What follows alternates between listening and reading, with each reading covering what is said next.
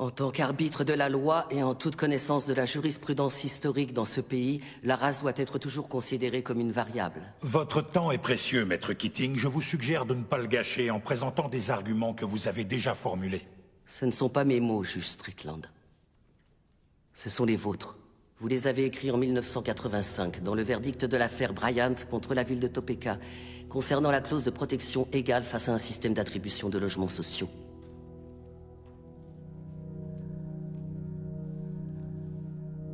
Le racisme fait partie de l'ADN des États-Unis d'Amérique. Et tant que nous fermerons les yeux sur la douleur de ceux qui souffrent de son oppression, nous ne pourrons jamais échapper à ses origines.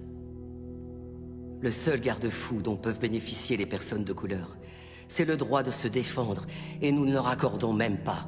Ce qui veut dire que la promesse de l'égalité des droits n'a jamais été remplie.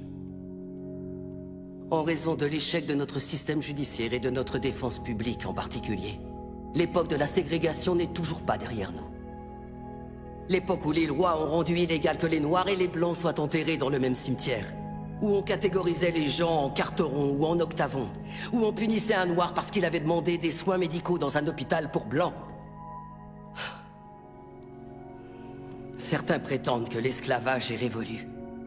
Mais allez dire ça aux prisonniers qui sont parqués dans des cages et à qui on dit qu'ils n'ont pas le moindre droit. Des personnes comme mon client Nathaniel Leahy et des millions d'autres personnes comme lui qui sont enfermées dans nos prisons et reléguées à une existence indigne d'un être humain. Il n'y a aucune alternative à la justice dans cette affaire. Il n'y a pas d'autre option. Prendre une décision à l'encontre de mon plaignant, c'est choisir de remplir les poches des propriétaires de prisons, plutôt qu'offrir une défense digne de ce nom à tous ceux qui y sont enfermés.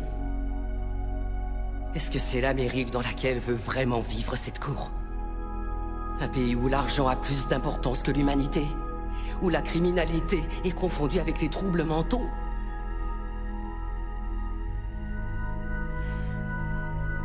Le 6e amendement a été ratifié en 1791.